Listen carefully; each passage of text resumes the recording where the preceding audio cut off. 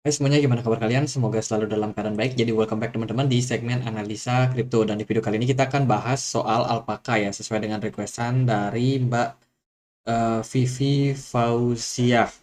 Jadi thank you banget udah request. Kita akan bahas untuk alpaka. Hari ini alpaka Finance itu diperdagangkan di kisaran Rp2.333. Marketnya sedikit mengalami penurunan dengan volume transaksi yang juga cenderung mengalami penurunan ya teman-teman. Kalau kita perhatikan memang alpaka ini bisa dibilang sebuah project berbasiskan dengan DeFi, di mana dia fokusnya itu adalah memberikan layanan terutama untuk leverage yield farming teman-teman. Jadi dia itu punya fasilitas di mana kalau teman-teman melakukan staking misalkan atau farming ya dengan bahasa di sini, itu teman-teman dapat meningkatkan jumlah kepemilikan token kalian. Karena APY-nya dia itu sangat-sangat besar, makanya disebut sebagai leverage yield farming.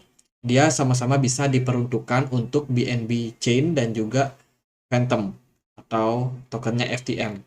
Kalau kita perhatikan di sini komunitasnya itu cukup solid bisa dibilang.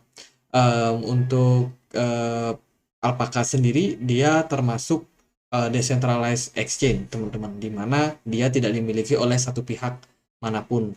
Sehingga untuk pengawasannya itu diawasi penuh oleh konsensus yang dimiliki oleh Alpaca ini. Jadi itu kalau teman-teman mau untuk melakukan misalkan staking, koin apa yang bisa di staking, itu silahkan cari informasinya di alpacafinance.org. Karena di sini dia udah berpartner sama banyak sekali perusahaan exchange, centralized exchange ataupun wallet ya teman-teman. Ini banyak sekali partnernya dia. Dia juga disupport oleh komunitas yang cukup kuat. Sementara ini sih ada dua fitur ya teman-teman. Ada yang Alpaka Finance 1.0 dan ada yang Alpaka Finance 2.0. Kita akan coba buka yang 2.0 ya. Ini yang versi terupdate-nya. Di sini di sini tersedia banyak sekali koin teman-teman, di mana kita bisa melakukan staking dan melakukan yield farming di setiap koinnya. Ada BNB nih, USDC, USDT, BUSD, ETH, Cake, XRP, Doge, LTC, Cardano dan lain-lain teman-teman.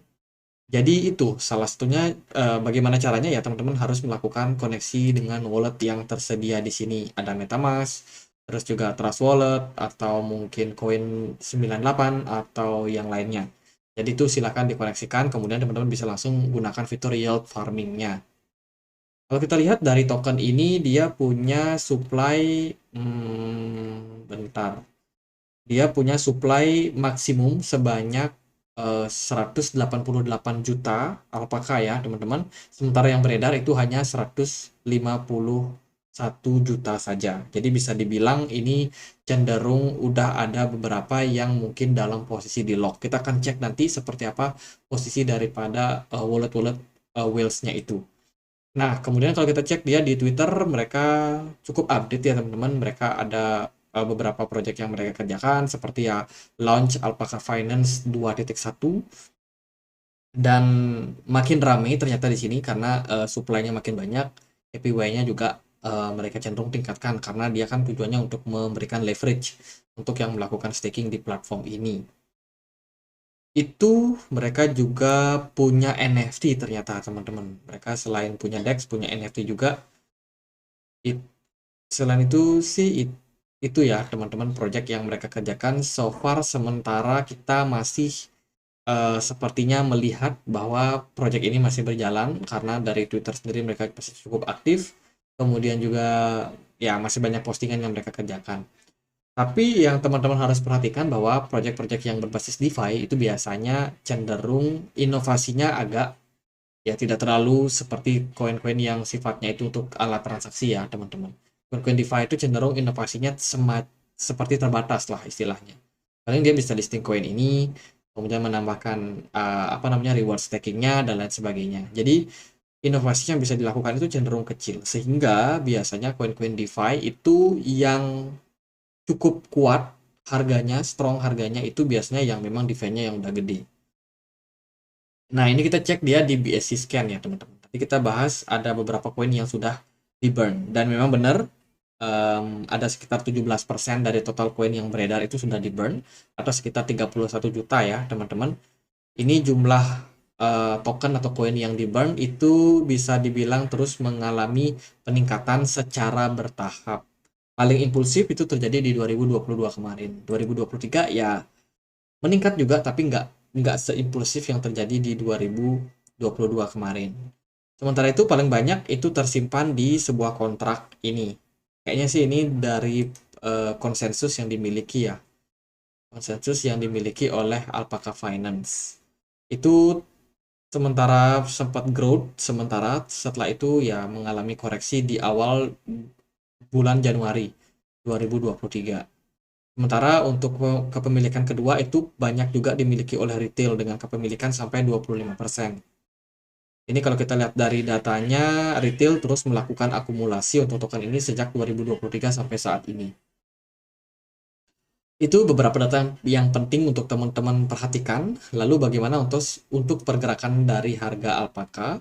Kalau kita perhatikan, pergerakannya cenderung masih dalam posisi downtrend. Guys, belakangan Bitcoin dapat sentimen positif. Kemarin Bitcoin sempat naik sampai 31.800 ya, menjelang ke 32.000, tapi akhirnya ke reject.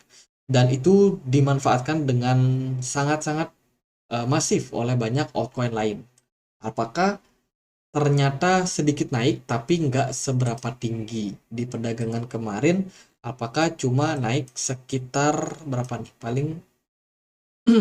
Paling ini cuma 5-6% ya, 7% lah. Paling ya sempat naik 17%, tapi nggak berlangsung lama, udah turun balik lagi. Alpaca disertai dengan volume yang cenderung kecil, teman-teman. Kalau kita perhatikan di time frame daily, pergerakannya cenderung terbatas, sangat-sangat kecil, dan tentunya ini sepertinya masih dikuasai oleh bearish, ya oleh bear, teman-teman. Tapi kalau kita perhatikan juga dari segi MACD sebenarnya ada indikasi penguatan atau tren penguatan. Kenapa? Karena di sini terbentuk pola yang namanya bullish divergence, meskipun cenderung agak tipis ya. Harusnya sih disertai dengan volume perdagangan dan pergerakan yang cenderung naik. Semoga kedepannya masih ada momentum untuk sampai bulan mungkin Agustus ya, atau bulan depan teman-teman. Kita expect apakah masih bisa growth, karena kalau kita perhatikan dia dari bulan ke bulan itu dia udah turun cukup parah. Bahkan ketika kemarin FUD FTX itu sudah berhasil dijebol juga level supportnya di kisaran 0,18, dan sekarang posisinya ada di kisaran 0,15. Ya sangat-sangat bearish lah bisa dibilang. Dan kalau kita cek dia dari apa namanya, indikator Loken, ini adalah indikator smart money, di mana kita bisa lihat ya seperti apa kepemilikan ataupun pergerakan dari whales. Dari whales sendiri dia nggak terlalu banyak pergerakan di Alpaca. Memang cenderung berkorelasi sama volumenya yang cenderung kecil juga. Jadi bisa dibilang untuk jangka pendek saya rasa masih belum ada tanda-tanda potensi penguatan yang sangat signifikan. Kecuali nanti kalau Bitcoin udah mulai dalam sentimen yang positif. Contoh sentimen positifnya itu ya tentunya dia sepertinya harus menunggu yang namanya pivot. Berarti itu kemungkinan ketika inflasi memang benar-benar udah sesuai dengan target The Fed. Baru mungkin banyak altcoin yang akan dapat momentum untuk bullish. Jadi saya rasa apakah masih bisa naik ke depannya. Tapi nggak jamin juga dia bakalan naik kembali ke all time high. Gitu aja deh buat Alpaca, semoga bisa bermanfaat teman-teman. Jadi kita ada update ya banyak sekali di komunitas Telegram kita. Buat teman-teman yang mau dapat update-update terbaru soal dunia kripto, silahkan untuk join di komunitas Telegram kita. Linknya bisa temukan di kolom deskripsi. Gitu aja buat pembahasan token Alpaca kali ini, semoga bisa bermanfaat. Dan akhir kata saya Andri, makasih.